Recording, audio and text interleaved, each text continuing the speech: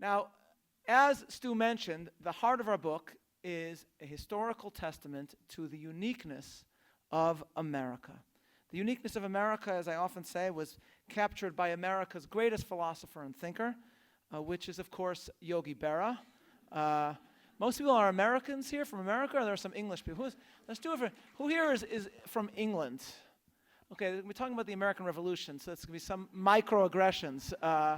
Just to consider a trigger warning. I know it's too soon to joke about it. We'll talk about a little about July 4th, or as you Brits call it, the Nakba. So it may come up, so do not consider this a safe space. So Yogi Berra was once told that the mayor of Dublin, Ireland, was Jewish. And the great Yogi ruminated and he said, the mayor of Dublin is Jewish, only in America. Okay.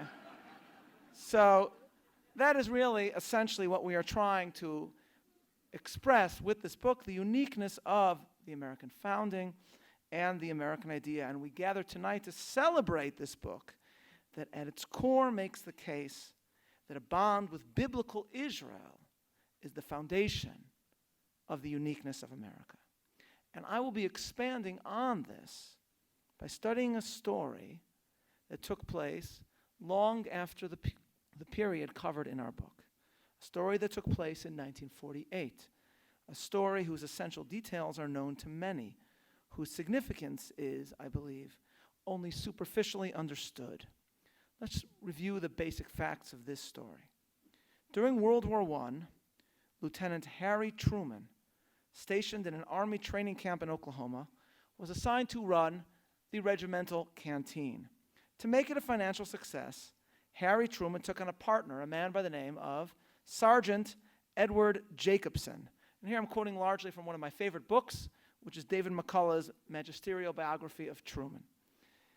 Jacobson's Jewishness, Truman found, was a plus. Quote, I have a Jew in charge of the canteen by the name of Jacobson, and he is crackerjack, Truman wrote to his wife Bess, as if that were all the reason anyone would need to expect a profitable outcome. After 6 months, business was so successful, McCullough writes, that the canteen paid dividends of $10,000, which made Truman and Jacobson extremely popular and led them to conclude that they were an unbeatable business combination. Some of the other officers began kidding Harry, calling him a, quote, lucky Jew, and giving him the nickname Trumanheimer. To this, Truman replied, I guess I should be very proud of my Jewish identity, or my Jewish ability. After the war, Truman and Jacobson went into the shirt business together. The business failed, but they remained friends.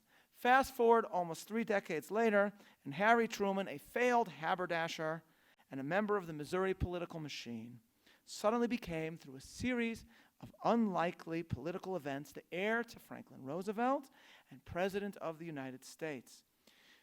When the United Nations in while the United Nations in 1947 had approved the partition plan for the State of Israel, nevertheless, in early 1948, the American delegation at the UN, under the leadership of Secretary of State George Marshall, sought to revert away from partition, away from Jewish independence, to a UN trusteeship for Palestine.